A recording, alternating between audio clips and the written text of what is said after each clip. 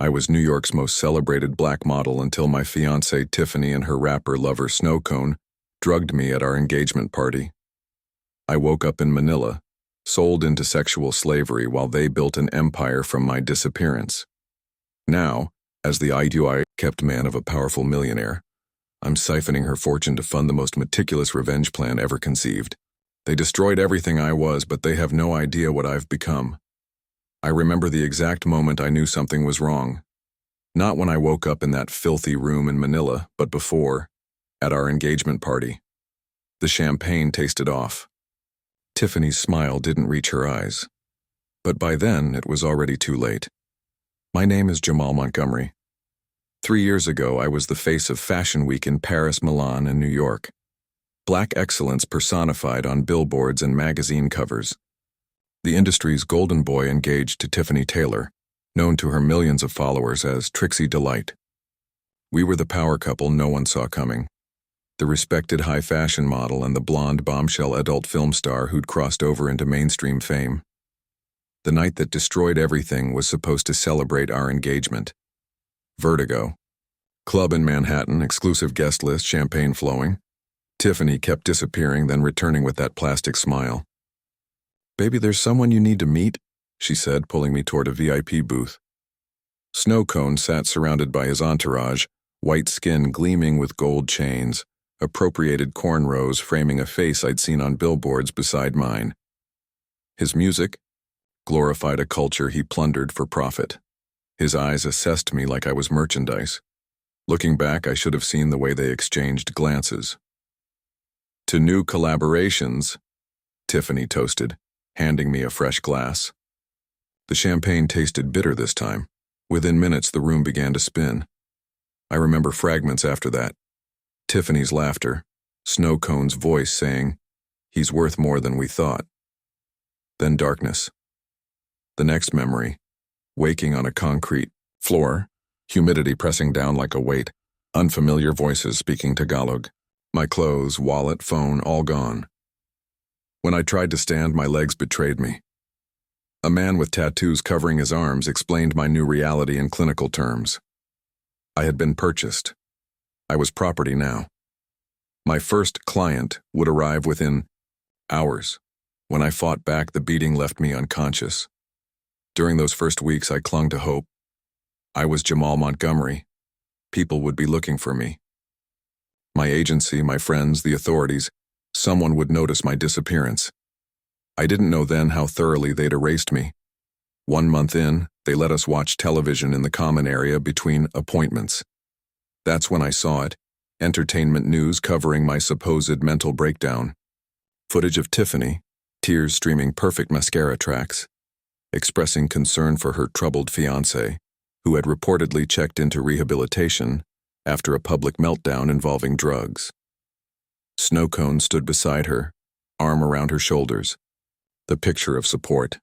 The truth hit like physical pain. No one was searching because no one knew I needed rescuing. My fiancée and her lover had sold me into sexual slavery and crafted the perfect cover story. I wish I could say I maintained my dignity during those months, that I resisted. Sometimes I did, earning bruises and broken fingers. Most times, survival meant compliance. My body became currency while my mind retreated behind walls of numbness. I counted days until I stopped counting. One grim morning melted into another until the handler approached with unusual instructions. "Special client today. Very wealthy. Very particular." Madame Evangeline de la Cruz's penthouse overlooked Manila's skyline from 30 stories up. Floor-to-ceiling windows, priceless art, fresh flowers, reminders of a world I once belonged to. She was perhaps 60, elegantly preserved with calculating eyes that assessed me like an investment opportunity. I had a choice in that moment. Remain broken, or find a weapon in my pain. When she gestured toward the bedroom, I didn't shuffle forward with the dead-eyed compliance they'd beaten into me. Instead, I met her gaze directly. I spoke in the confident tone that had once charmed designers and photographers. I complimented the Basquiat on her wall, named the vintage of wine being served. Her eyebrow raised slightly, the first genuine reaction. That night, I performed the role of my life. Not just physically, but emotionally. I studied her subtle reactions, adjusted accordingly.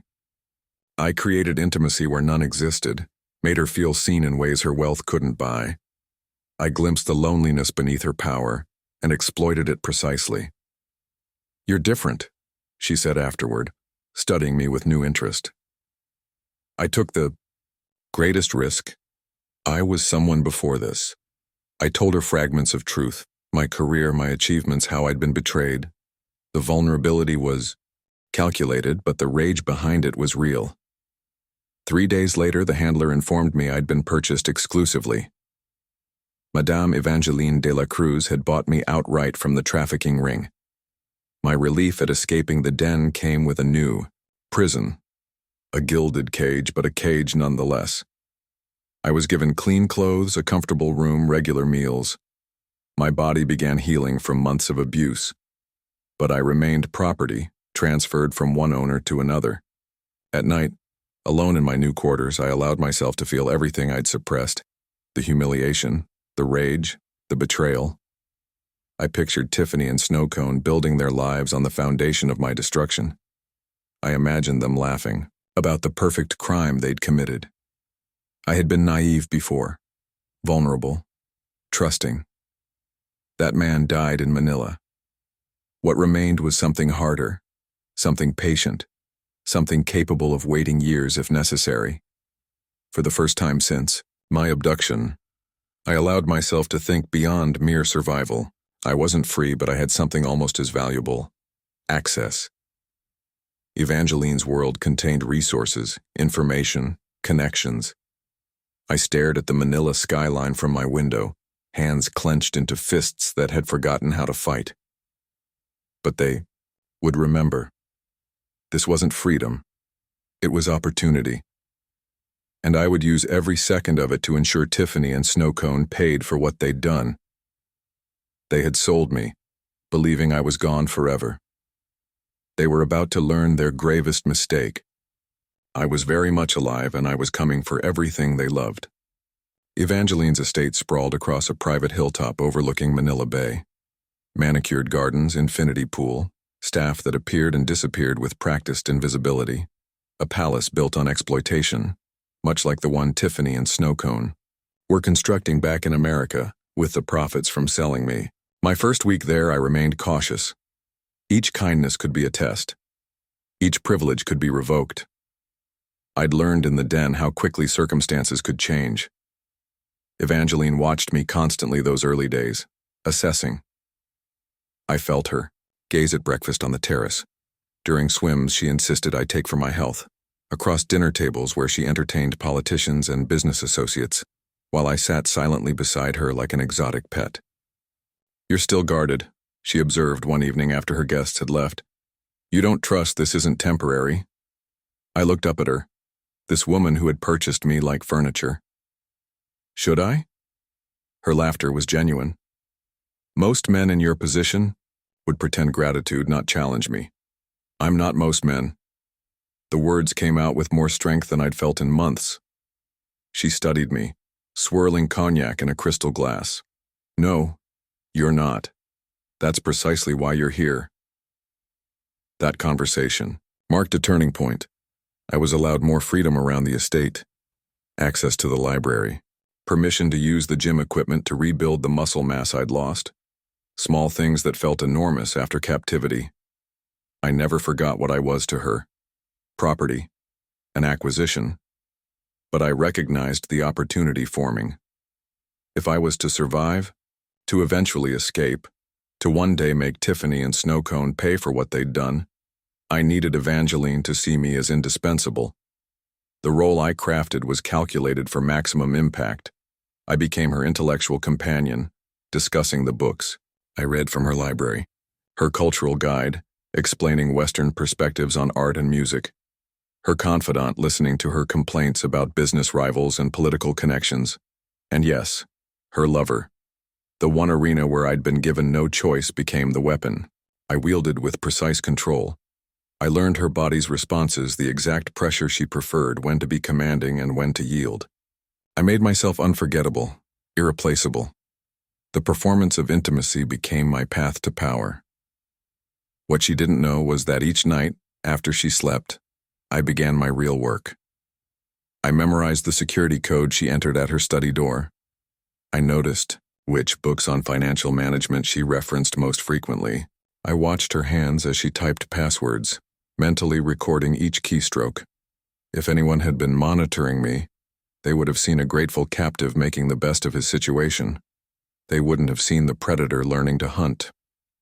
3 months into my captivity in her home, Evangeline had a major business crisis. Some shipping deal collapsed. She paced her study, shouting into phones in Tagalog and English. I brought her coffee, quiet and supportive. Everyone around me is incompetent, she snapped after ending a call. I took a calculated risk. Perhaps I could help. Her eyes narrowed. You know nothing about international shipping regulations? No, but I understand contracts. Before modeling, I studied business at NYU. This wasn't entirely true. I'd taken a few business courses before dropping out to model full-time. But the lie served its purpose. She hesitated, then slid a document across her desk. Tell me what you see. I spent 30 minutes reviewing the contract, identifying 3 clauses her legal team had missed. Legitimate insights wrapped in confidence I didn't fully feel. The impressed look in her eyes told me everything. I wasn't just a body anymore. I was becoming valuable in ways she hadn't anticipated. That night, she gave me a key to her study. Your eye for detail might be useful. I kept my expression neutral, but inside electricity surged through me. The first major victory in a war Tiffany and Snowcone didn't even know was coming. When I look back at those months, I realize how completely I disappeared into the role. Each morning, I was attentive, intelligent Jamal, the perfect companion. Each night while Evangeline slept, I became someone else entirely. I learned her financial systems, the passwords to her accounts, the names of her offshore holdings. I discovered she controlled a vast network of legitimate businesses built atop a foundation of corruption, blackmail, and exploitation. Not so. Different from the empire Tiffany and Snowcone were building with my broken life as the cornerstone. 6 months into my time with Evangeline, she gave me a laptop. For your research, she said, kissing my forehead in a gesture almost maternal. Despite our relationship, I trust you'll use it appropriately. The computer had monitoring software, of course. I found it within hours. Everything I did was visible to her security team, so I used it exactly as expected. Research for her business interests, news from the fashion world I'd once inhabited, occasionally streaming services for films we could watch together. Meanwhile, I located an old smartphone one of her staff had discarded. During maintenance visits, I observed the technician reset the estate's Wi-Fi router. At night, I connected the phone to the network, using credentials I'd memorized. This became my true lifeline, my secret weapon. In small, untraceable chunks, I began researching everything I would need: cryptocurrency, anonymous browsing, offshore banking. I learned which countries had no extradition treaties, which financial havens asked the fewest questions. When Evangeline took me to business dinners, I paid special attention to certain guests: the investigator who handled delicate matters for her, the banker who specialized in privacy-focused clients, the security consultant with contacts in less reputable circles. I memorized names, companies, contact information. I built a mental directory of the exact specialists I would need. 1 year after my abduction, Evangeline told me she was attending an overseas conference. For the first time, I would be alone in the estate for 4 days, with only the staff for company. I trust you'll be comfortable, she said, caressing my face. You've become invaluable to me, Jamal. I kissed her hand, playing my role perfectly. I'll count the hours until your return. The moment her car left the driveway, I began the most crucial phase of my plan. With careful precision, I made the first transfer from one of her lesser-used accounts to a shell corporation I'd established through the discarded phone. Just $50,000. A tiny fraction of her wealth. an amount that could be attributed to bank error or accounting oversight if discovered. The transaction completed successfully. My first real currency in this new war. That night, I lay awake, staring at the ceiling of my luxurious prison.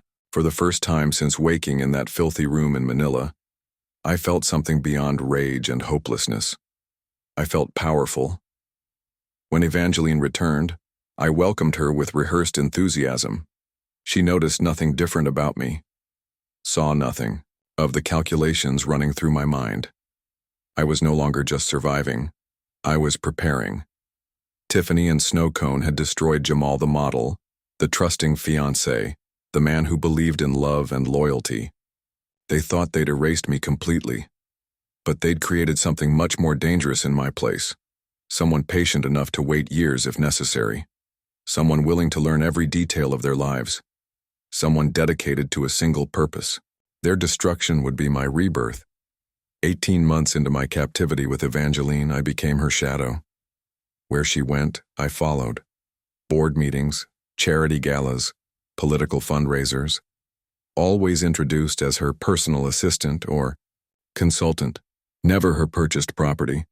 The wealthy and powerful of Manila saw only what she wanted them to see. An exotic former model who'd left the Western fashion industry for the privilege of working alongside the great Madame de la Cruz. A carefully crafted fiction that served us both. What they didn't see were my eyes cataloging their weaknesses, their indiscretions, the names they mentioned when they thought no one important was listening. I built mental dossiers on everyone in Evangeline's orbit. The congressman with gambling debts, the shipping magnate with 2 families, the banker who laundered money for cartels. Every piece of information was currency. Every secret was potential leverage. My education extended beyond Evangeline's social circle. Each night while she slept, I expanded my knowledge. Financial systems, digital security, the mechanics of reputation destruction. I was learning to hunt in a world where information was the deadliest weapon. "You've changed," Evangeline observed one evening as we shared cognac on her balcony. "When you first arrived, there was so much anger behind your eyes." I smiled, the expression practiced to reveal nothing. "You've been good to me." She touched my face, her fingers cool against my skin. "I've given you a better life than the one I found you in." I turned to kiss her palm, hiding the flash of rage her words triggered. A better prison was still a prison. A kinder owner was still an owner. But I needed her to believe in my transformation. My entire plan depended on her trust. "You've given me purpose," I said. The first completely honest statement I'd made to her in months. What I didn't say, that purpose was vengeance. Not just against Tiffany and Snowcone, but against the entire system that had allowed them to erase a human being without consequences. By my second year with Evangeline, I had established 5 offshore accounts under various shell companies. Each month I moved small amounts from her vast fortune into my growing war chest. Never enough to trigger alerts. Never from the same account twice in succession. Patience was my greatest asset. I could afford to move slowly, building resources, grain by grain like an ant preparing for winter. The true breakthrough came when Evangeline fell ill with pneumonia. Nothing life-threatening, but it left her bedridden for weeks. Suddenly, I wasn't just her companion, but her proxy. "Handle the Macapagal contract," she instructed, voice weak from her sickbed. "Use my authorization codes. I trust your judgment." Those 3 words changed everything. I trust you. With her explicit authorization, I gained access to her most sensitive business operations. Accounts previously hidden became visible. Contacts previously off limits became accessible. I doubled my preparations while managing her affairs flawlessly. Every successful business deal reinforced her faith in me. Every problem solved deepened her dependence. When she recovered, she didn't revoke my access. Instead, she formalized my position within her organization. I became Jamal Montgomery, right hand to one of Manila's most powerful business figures. The invisible prisoner had become visible power. I remember the exact day I found them. 2 years and 4 months after my abduction, using Evangeline's business intelligence subscription, I located Tiffany and Snowcone. They had launched Vortex Media Group, a disruptive content platform generating buzz in entertainment circles. Their publicity photos showed them at launch parties, her blonde hair gleaming against his tattooed skin, both dripping in jewelry that might as well have been purchased with my blood. Their success was built directly on my disappearance. The investigation revealed they'd done this before. 3 rising models before me had mysteriously burned out, suffered mental health crises, or returned to anonymity after brief relationships with Tiffany. I was just the most profitable transaction. The others had been sold to wealthy collectors in Dubai, Monaco, and yes, Manila. Practice runs for the bigger score. Me. The rage I felt viewing their smiling faces might have consumed me once. Now, I channeled it into meticulous planning. I contacted the first investigator using Evangeline's encrypted business line. "This is Mr. Montgomery, representing Madame de la Cruz. We require discreet information gathering on potential American business, partners, money transferred, questions answered, wheels set in motion." Looking back, I realize how completely I'd transformed. The terrified man from the trafficking den would never have had the confidence to deploy Evangeline's resources for his own purposes. The naive model from New York would have balked at the moral compromises required. But I was neither of those men anymore. I hired 3 separate investigation firms, each unaware of the others, each tasked with different aspects of Tiffany and Snowcone's lives: financial status, daily routines, personal weaknesses, associates, enemies. I needed to know everything about them, every vulnerability, every pressure point, every secret they wouldn't want exposed. The reports confirmed what I'd suspected. Their business was as hollow as their souls. Vortex Media burned through investment capital while producing minimal content. They maintained their luxury lifestyle through constant fundraising rather than actual profits. Their empire was a house of cards. I just needed to identify which card to pull first. While the investigators worked, I expanded my financial foundation. Evangeline's illness had reminded her of mortality. She updated her will, sharing the changes with me as a demonstration of trust. "I've made provisions for you," she said, showing me documents naming me beneficiary to several of her smaller holdings. "If anything happens to me, you'll never be vulnerable again." The irony wasn't lost on me. Her attempt to secure my future was simply providing more resources for my escape and revenge. "I don't know what to say," I told her, genuine emotion in my voice. Not gratitude, but a complex mixture of pity and resolve. For a fleeting moment, I considered abandoning my plan, taking what she offered and building a new life far from America, far from the fashion industry, far from the memories of what I'd been.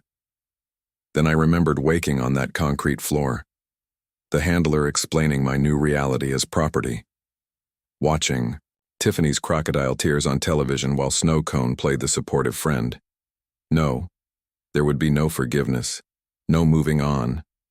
Only justice executed with the same cold calculation they had shown in destroying me. By the end of my 3rd year with Evangeline, my preparations were nearly complete. My secret accounts contained over $12 million. My hired investigators had compiled exhaustive profiles on everyone in Tiffany and Snowcone's orbit. I'd established contact with digital specialists who could create untraceable chaos at my command. All that remained was timing the perfect exit. The opportunity arrived when Evangeline announced a 3-week business trip to Europe.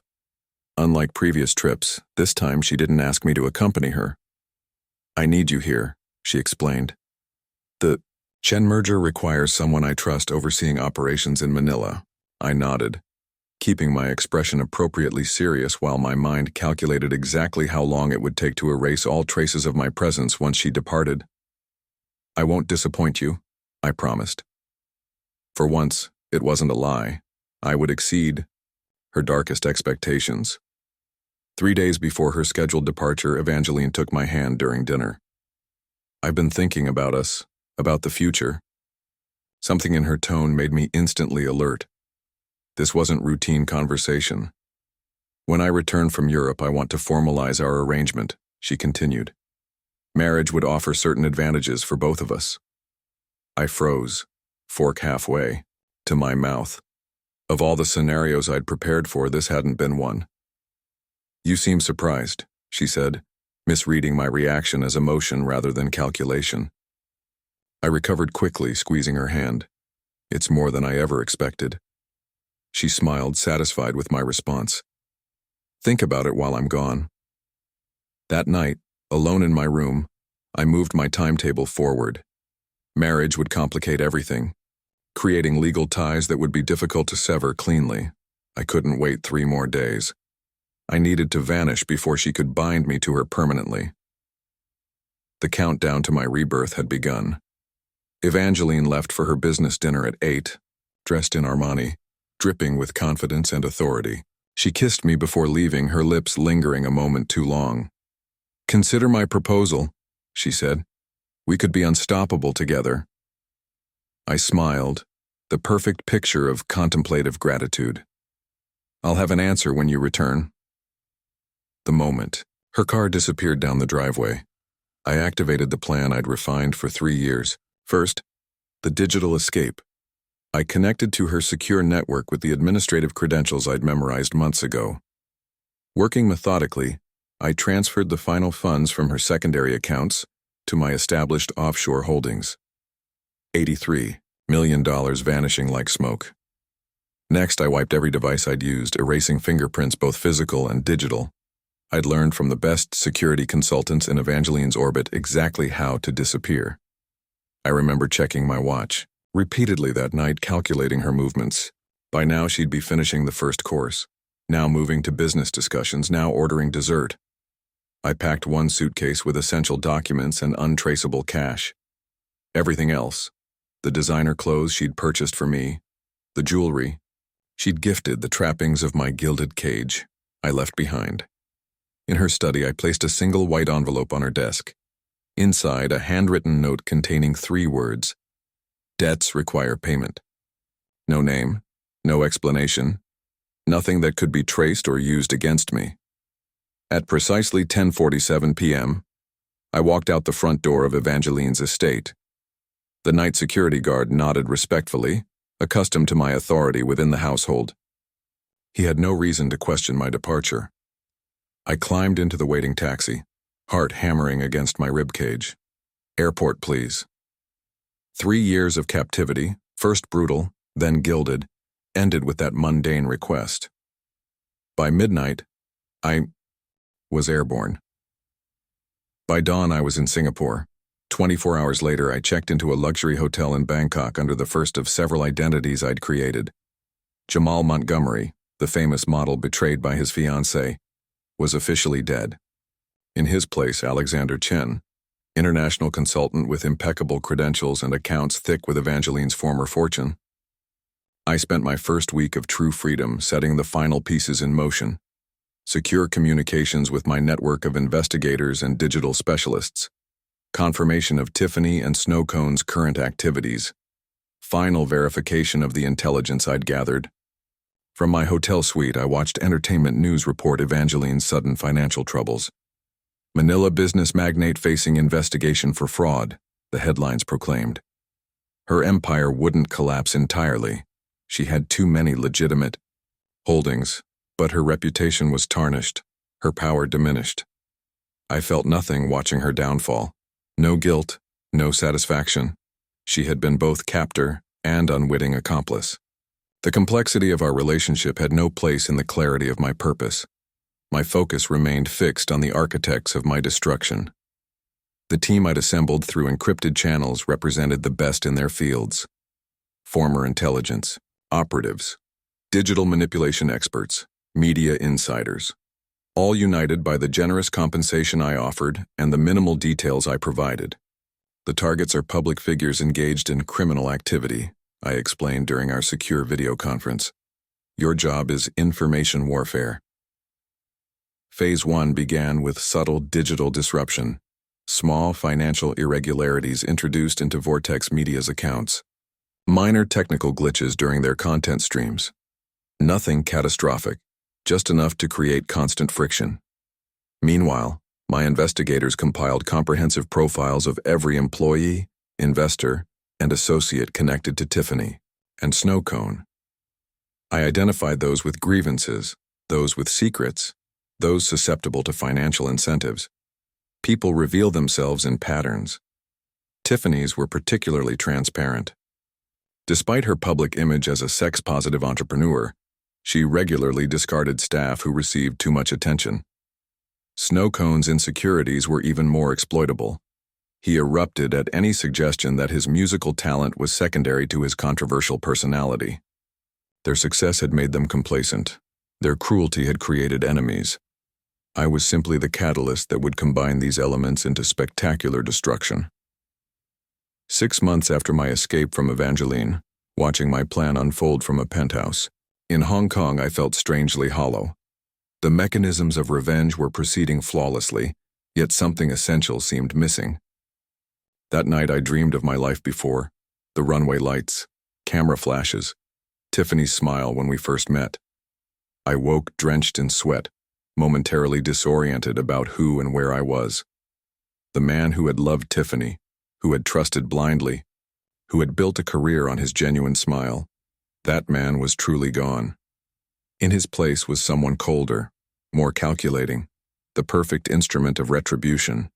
Looking back, I recognize that moment as my final transformation. The last remnants of the old Jamal burned away, leaving only focused purpose. The next morning, I accelerated the timetable. Phase 2 would begin immediately. My digital team created the first deepfake video with disturbing precision, Tiffany in her tricksy delight persona, engaging in acts designed to alienate even her most dedicated fans. The content wasn't just explicit, it was crafted to trigger specific cultural taboos, religious outrage, and potential legal scrutiny. Simultaneously, my audio specialist generated AI rap tracks that perfectly mimicked Snow Cone's style, but filled with embarrassing confessions about his lack of talent, cultural appropriation, and secret insecurities. The materials weren't released immediately. Strategic patience had become my signature. Instead, I built distribution channels that would ensure maximum impact when the time came. While these digital weapons were being perfected, I activated the human element of my plan. Former employees of Vortex Media received anonymous information about financial irregularities affecting their contracted payments. Industry rivals received tips about Tiffany and Snow Cone's questionable business practices. Tax authorities were alerted to potential fraud. Small stones thrown into still water, creating ripples that would soon become waves. 9 months after walking out of Evangeline's estate, I moved to New York, the city where my destruction had begun. My appearance had changed, subtle alterations to facial hair, hairstyle, wardrobe choices. Nothing dramatic, just enough that former acquaintances would note a vague familiarity without recognition. From a high-rise apartment overlooking Central Park, I monitored the initial impacts of my campaign. Vortex Media's latest funding round fell short of targets. Snow Cone's new album received unexpectedly negative reviews. Tiffany's social media engagement declined as planted rumors about her treatment of staff circulated in industry circles. Their perfect narrative was developing cracks. Pressure was building beneath the surface of their success. I remember standing at my window one evening, watching the city lights blink on as dusk settled. In that moment, I felt a strange clarity. This wasn't just about making them suffer as I had suffered. It was about exposing the truth of who they were. The system that had allowed them to traffic human beings while building media empires needed dismantling. My revenge would be justice not just for me, but for those who came before me, for those who might have come after. The countdown to their destruction continued, each second bringing me closer to the moment when Tiffany and Snow Cone would understand exactly who had engineered their downfall. I'd been patient for 3 years in captivity. I could be patient a few months more to ensure their ruin was absolute. The man who had once walked runways in Paris and Milan adjusted his custom suit, checking his reflection in the window glass. Alexander Chen, international consultant, looked nothing like Jamal Montgomery, betrayed model. But when he smiled, something cold and precise appeared in his eyes, something that promised reckoning. Timing is everything in destruction. Strike too soon, your enemy recovers. Strike too late, they might escape. My campaign against Tiffany and Snowcone required precision. 1 year after my escape, I activated the final sequence from my Manhattan apartment. 3 commands sent through encrypted channels. 3 digital missiles launched at the empire built from my suffering. The first hit during Vortex Media's quarterly investor presentation. Snowcone was midway through projecting unrealistic revenue forecasts when their secure system displayed the first deepfake video on the conference room screen. 10 seconds of undeniable imagery before their tech team could shut it down. I watched through the security camera feed my team had accessed, saw the shock ripple through the room, witnessed Snowcone's frantic attempts to dismiss it as a hack. But doubt had been planted. Investors exchanged uncomfortable glances. Questions about security protocols turned to whispers about content. The second missile struck that evening. Every major entertainment blog and industry newsletter received identical evidence packets. Financial records showing discrepancies in Vortex Media's reporting. Internal emails revealing toxic management practices. Testimonials from former employees describing exploitation and abuse. Most damaging, documentation suggesting their rapid rise came through blackmail and fraud rather than business acumen.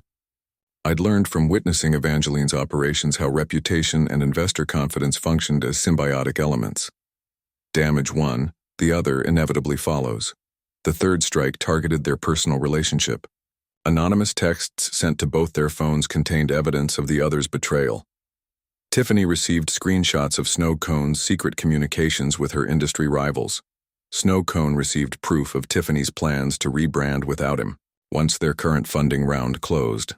These weren't fabrications. My investigators had uncovered genuine treachery between the partners. I merely ensured they discovered it simultaneously, at their moment of greatest vulnerability. I remember watching their public meltdown at the charity gala that weekend. Monitoring the security feeds, I witnessed their strained smiles cracking under pressure, the whispered argument that became increasingly visible. Snowcone grabbing Tiffany's, arm too tightly as photographers captured the moment. Their united front was disintegrating exactly as planned. Phase 2 escalated the pressure. The deepfake videos began appearing on celebrity gossip sites, each more outrageous than the last. The AI-generated Snowcone tracks leaked onto music platforms, spreading faster than their legal team could issue takedown notices. Within 48 hours, mainstream media picked up the controversy. Panels debated the authenticity of the materials, the ethics of deepfake technology, the responsibility of platforms. The specific content received less coverage than the scandal itself, but the damage was done. Tiffany and Snowcone were forced into defensive posturing. Their press releases cited hacking, claimed vindictive competitors, promised legal action against unnamed perpetrators. What they couldn't explain: why their company's financial records suddenly warranted investigation by regulatory authorities. Why former associates were coming forward with consistent stories of exploitation. Why industry partners began distancing themselves from Vortex Media ventures. 3 weeks into the campaign, I secured a front-row seat to witness their unraveling in person. The annual Digital Pioneers Awards, celebrating innovation in media. Vortex had been nominated for their marketing strategy, a nomination secured before my intervention. I attended as Charles Wong, representative of a Singapore investment group. My altered appearance and fabricated credentials granted me access to the pre-ceremony reception. The same room where they had drugged me 4 years earlier. Tiffany entered first, her smile brittle under heavy makeup. The confident bombshell who had once commanded every room now clutched her champagne like a shield. Her eyes darted nervously, assessing threats in every conversation. I stood 10 feet away, just another anonymous executive in her peripheral vision. Snowcone arrived 30 minutes later, visibly intoxicated, his signature swagger replaced by aggressive compensation, laughing too loudly, interrupting conversations, marking territory he sensed slipping away. They barely acknowledged each other despite standing side by side for photographers. The tension between them was palpable, electric with mutual resentment. I sipped champagne, watching them perform, normalcy while their world collapsed. The satisfaction was different than I'd imagined, not hot with vindication but cold with clarity. They were smaller than my memory had painted them. Ordinary predators exposed to light. Vortex Media didn't win their category. When the announcement came, cameras captured Snow Cone's flash of anger, Tiffany's momentary slump before recovering her camera-ready posture. They weren't just losing status and money. They were losing the narrative they'd constructed about themselves. The real devastation came the following week. The documentary my team had quietly produced began streaming on an independent platform. Titled The Disappeared, it featured testimonials from survivors of trafficking operations connected to celebrity clients. Most subjects appeared in shadow, their identities protected. The final interview subject stepped fully into the light. A male model named Carlos Rivera described his brief relationship with Tiffany 3 years before me, his subsequent mental health crisis, and his actual fate. Sold to a collector in Monaco. Carlos had been the hardest to find among her victims, and the most difficult to convince to speak publicly. My investigators located him working as a server in Barcelona, rebuilding his life after escaping his purchaser. The compensation I offered provided security he desperately needed, but his courage came from somewhere deeper. "They take your name, your face, your future," he said, looking directly into the camera. "Then they sell the pieces to the highest bidder." The documentary never directly accused Tiffany and Snow Cone. It didn't need to. The timeline, the patterns, the specific details aligned too perfectly with their history. Within hours, The Disappeared trended globally. Entertainment reporters began connecting previously overlooked dots. 3 former models linked to Tiffany, all vanished during career upswings, all preceded by similar cover stories about instability or substance abuse.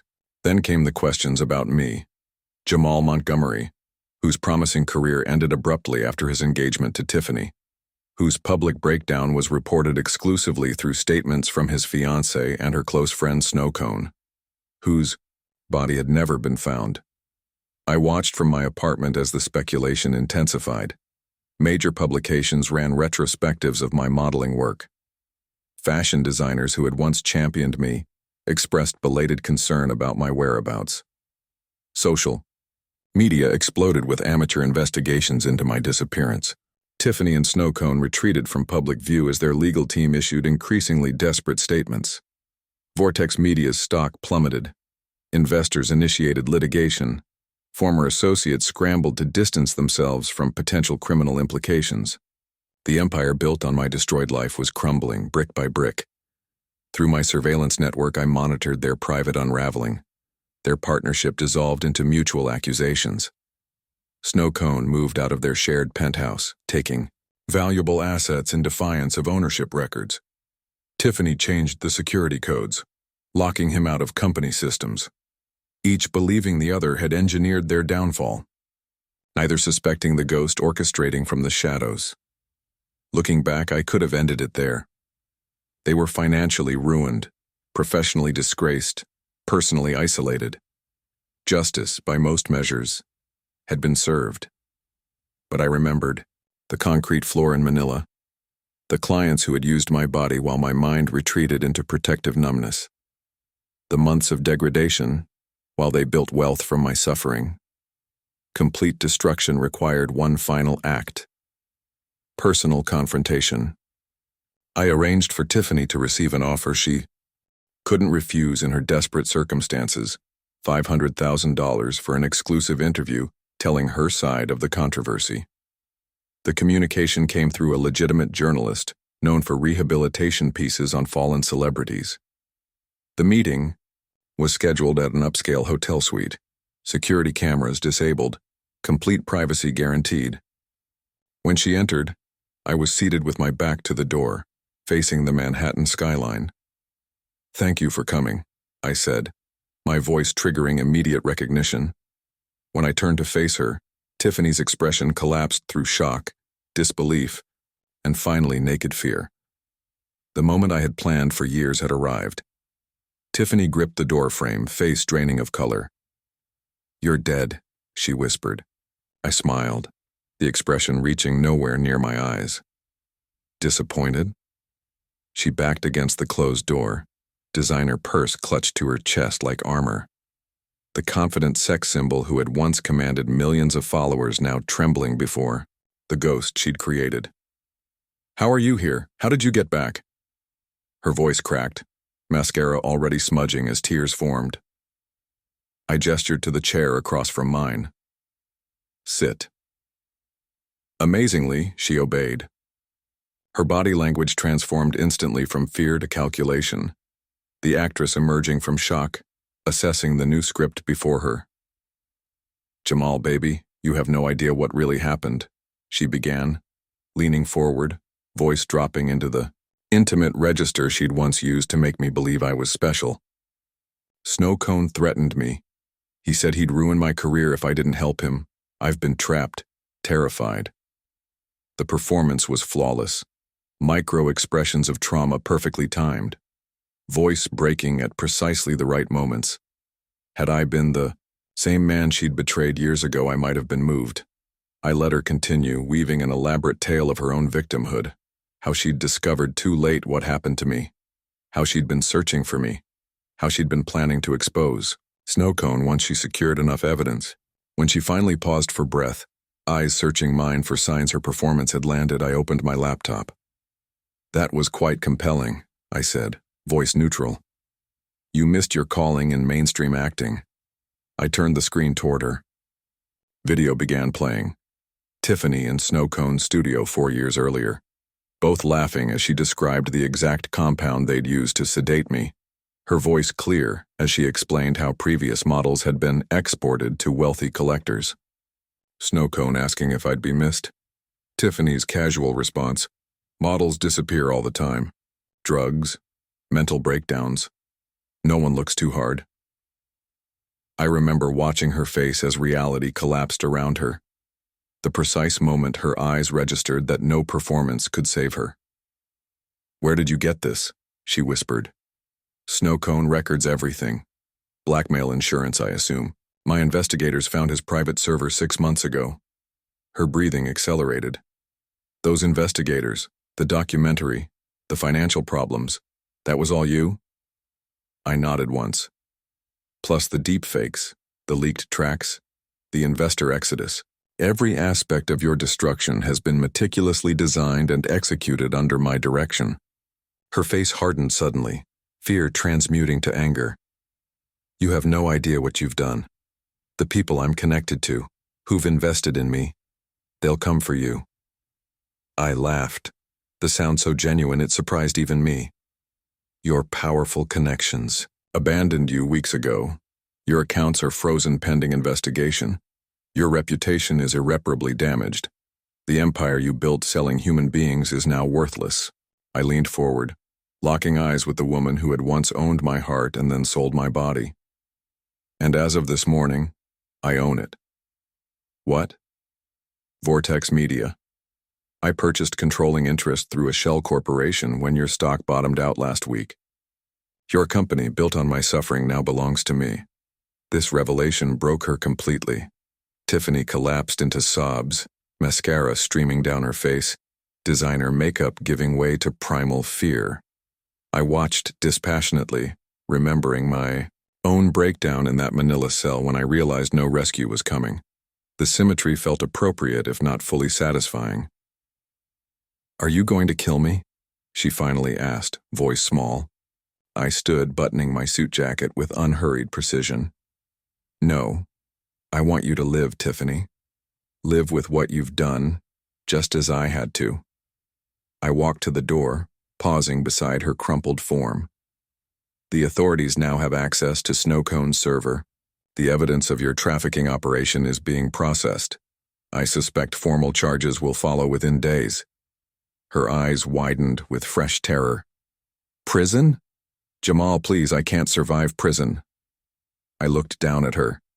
This woman, who had once been the center of my world. You'd be surprised what humans can survive when they have no choice. I left her there, broken in that luxury suite, and felt nothing but completion. The task was finished, the debt collected. 1 year later, I stood in the offices of Phoenix Representation, the modeling agency I'd built from the ashes of Vortex Media.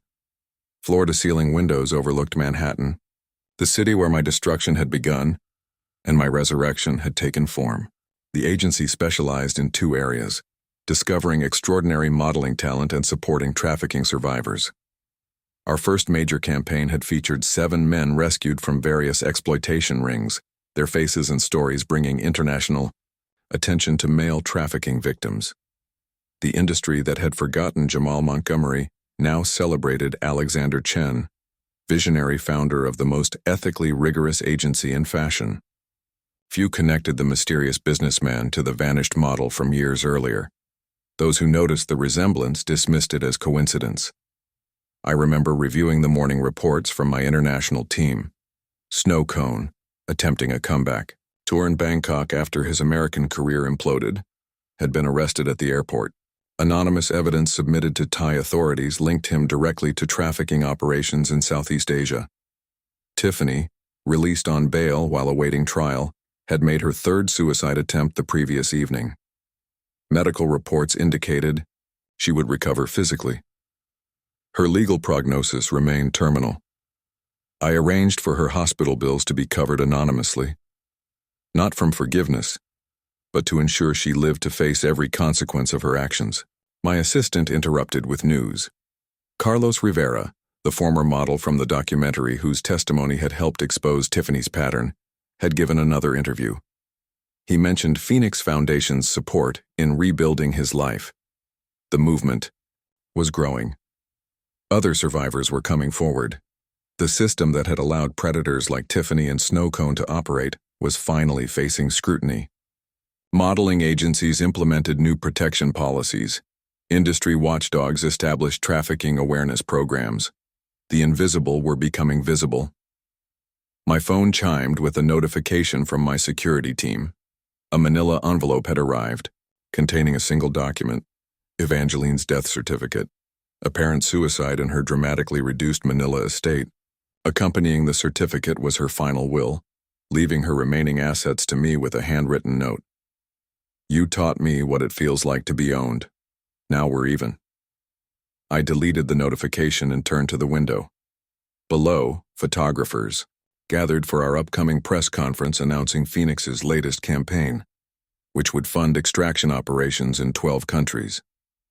The press would focus on the humanitarian angle, unaware that each extraction had been meticulously planned based on intelligence from my personal network.